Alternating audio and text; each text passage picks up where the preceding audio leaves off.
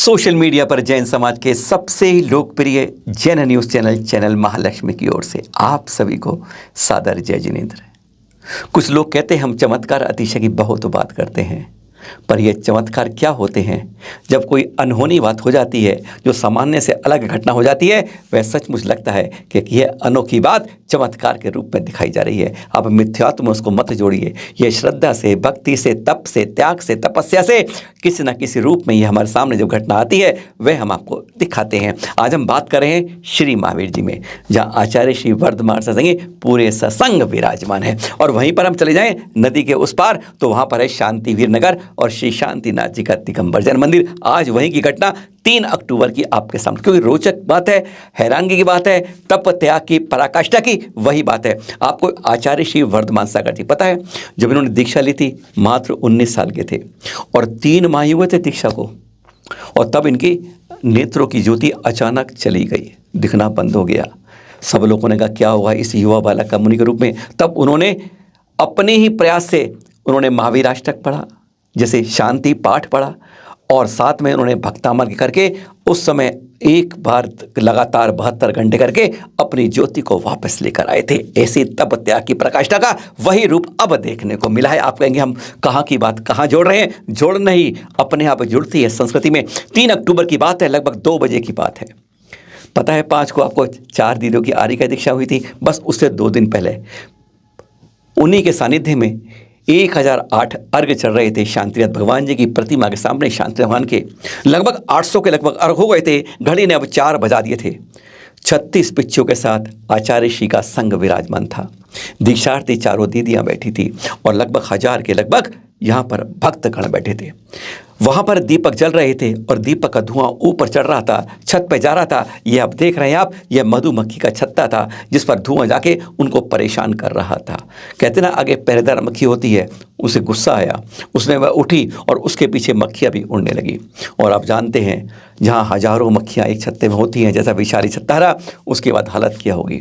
वह नीचे पहुँची, 2 महाराजों को काटा, 2 दीदी को काटा नेहा दीदी समेत, और 5-6 श्रद्धालुओं को भी काट लिया। अब उनका वेग बढ़ रहा था। सब घबरा गए थे कि यहाँ पर 800-1000 लोग जो बैठे हैं वह सब कहीं भगदड़ सीधा मच जाए। लोग घबरा के उठने लगे। और मानते हैं आप, जब मधुमक्खियाँ चलती हैं उनका कारवा किस तरीके से काट के घायल करता है। इतने में आचार्य श्री ने सामने देखा और फिर उन्होंने सबको कहा शांत रहो, शांति से बैठो, इसी दीपक का थोड़ा सा आगे कर दो। और उन्होंने कहा 5 मिनट हमको भी दो। और उन्होंने फिर महावीराष्टक के कुछ पढ़ी गाथा, साथ में शांति पाठ की कुछ पढ़ी और भक्तामर्ग की कुछ गाथाएं पढ़ी। और देखिए 4 या 5 मिनट भी नहीं हुए थे, जो मधुमक्खियाँ बाहर बाहर जूं जूं जूं जूं करके भिनक रही थी, वह धीरे धीरे समाती अपने ऊपर वापस पहुंच गई थी। अब उन्होंने किसी को काटा नहीं, उन्होंने शांति से, जैसे वह भी मग्न हो गई थी। यह कोई, अब आप कहिए चमत्कार था, यह अनोखी घटना थी। जब मधुमक्खियों की बरसात शुरू होती है ना, तो अच्छे उसके पीछे भागते भागते परेशान हो जाते हैं। कई अतिशय सुन चुके हैं इसके बारे में। और यह राजेश पंचोलिया जी जो वहाँ पर थे, उन्होंने यह अपनी घटना अपने आप बताई। 4 तारीख को फिर कार्यक्रम हुआ वहीं पर, 5 को फिर कार्यक्रम हुआ। पर आचार्य श्री ने कहते हैं जैसे उनकी प्रभावना ने, उनके मंत्रों के उच्चारण ने, उनकी गाथाओं के उच्चारण ने ऐसा कर दिया, मधुमक्खियाँ उस अपने छत्ते से निकली नहीं, हजारों की हजारियाँ उस कार्यक्रम को देखती रही। कहते हैं उसमें अपनी उपस्थिति देखती रही, लेकिन उन्होंने किसी को काटा नहीं। और जबकि 5 तारीख को बड़ा भव्य कार्यक्रम वहीं पर हुआ, जब हजारों लोग भी थे। यह होती है ना, इसे अब आप चमत्कार कहें, इसे आप भक्ति कहें, या तप त्याग की तपस्या का पराकाष्ठा कहे। यही तो कहते हैं जब होनी अनहोनी के रूप में बदल जाती है, अनोखी घटना घट जाती है, उसे कहते हैं सचमुच यह तप त्याग के गुरुवर के चमत्कार बने जाते हैं। काल धर्म की सूचना मसूर तीर्थ से। मसूर तीर्थ में 13 अक्टूबर को मुनिषी केवल रत्न विजय जी महाराज साहब का काल धर्म हो गया। अंतिम क्रियाएं अगले दिन की गई। चैनल महालक्ष्मी सांदे महालक्ष्मी हार्दिक विनयांजलि अर्पित करता है। और अब गजब के चित्र देख रहे हैं आप अगले 2 मिनट के लिए। आपने कई पहाड़ियों पर जैन संस्कृति, जैन विरासत, तीर्थंकरों की प्रतिमाएं, प्राकृत भाषा में मंत्र, ब्राह्मी लिपि में बहुत कुछ देखा होगा, पर आपने आज तक ऐसी कोई नहीं होगी क्योंकि पूरी की पूरी पहाड़ी जैन पहाड़ी हो। जी हाँ, विल्लुपुरम जिले की बात करते हैं। जब सैंची विल्लुपुरम रोड पर चलते हैं ना, तो गुनाथूर के पास जब हम अपर गुडा रोड पहुँचते हैं तो यह जैन पहाड़ी देखते हैं आप। यहाँ पर एक जगह दो जगह चिन्ह नहीं, यहाँ पहाड़ी के पत्थरों के रूप में ही तीर्थंकर आकृतियाँ आपको दिख जाएंगी।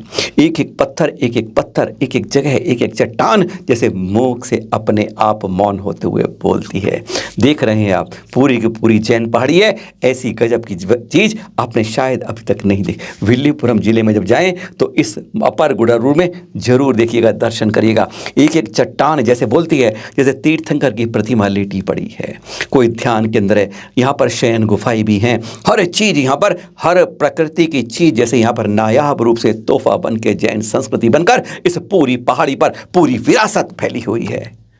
कभी यहाँ पर कोई लोग ज़्यादा यात्री आते नहीं हैं। यह पहचान आपको पता ही है। अपनी ये पहाड़ी जैन पहाड़ी कहलाई है। जैन पहाड़ी के रूप में इसकी पहचान बना लीजिए, क्योंकि इस संरक्षण करके इसका संवर्धन कर लें तो सचमुच कहेंगे आज एक जैनी पहाड़ी विल्लुपुरम डिस्ट्रिक्ट में जैन समाज को दी गई एक देन है। फिर मिलेंगे आपसे एक नए एपिसोड में नई जानकारी के साथ। सादर जय जिनेंद्र।